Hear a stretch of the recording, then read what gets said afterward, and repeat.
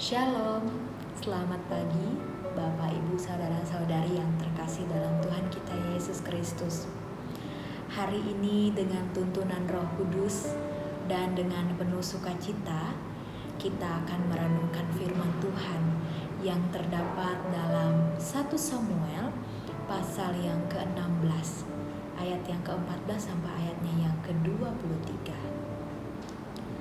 Bapak, Ibu, Saudara-saudari yang terkasih, ketika hati kita dipenuhi dengan hal-hal yang negatif seperti kepedihan, amarah, rasa iri hati dan juga dengki, maka hati kita akan menjadi gusar dan tidak merasakan kedamaian.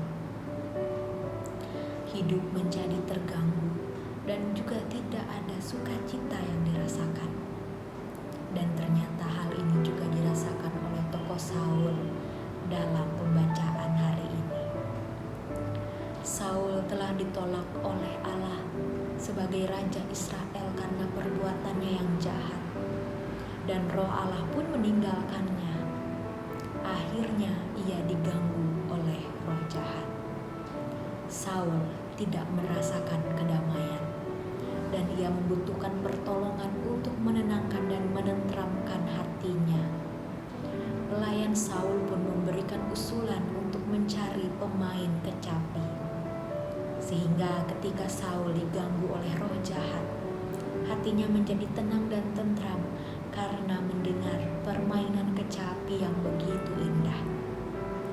Akhirnya pelayannya pun menemukan Daud, anak bungsu dari Isai, yang bermain kecapi dengan begitu indah.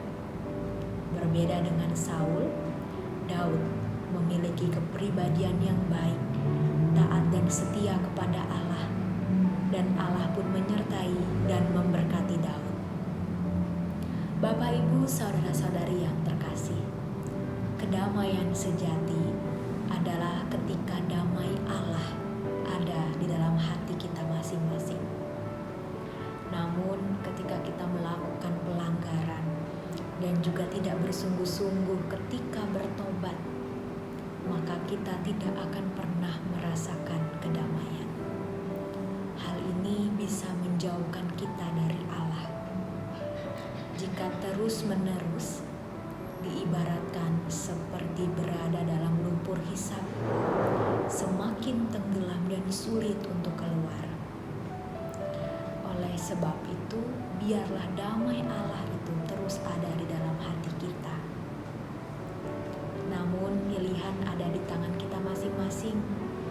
Apakah kita mau menciptakan damai di dalam hati kita dan terus menyerahkan hidup kita untuk taat dan setia, atau kita lebih memilih untuk terus-menerus tenggelam dalam lumpur yang penuh ketidakdamaian?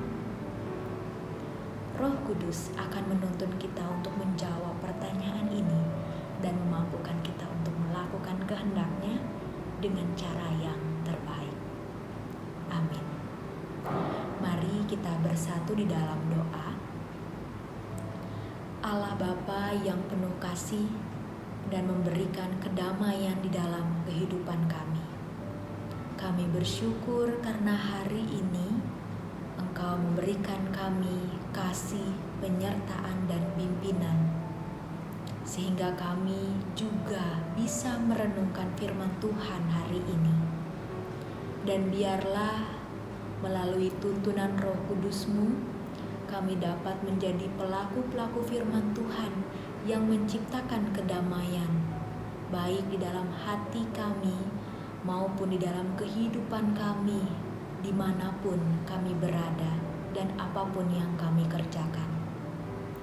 Kami serahkan dan percayakan semua rancangan kami ke dalam tangan Tuhan. Kami percaya Engkau yang memimpin, Engkau yang menyertai dan memberkati. Kami serahkan pekerjaan, pelayanan kami, biarlah itu semua kami lakukan seturut dengan kehendak Tuhan. Di dalam nama Tuhan Yesus, kami berdoa. Amin.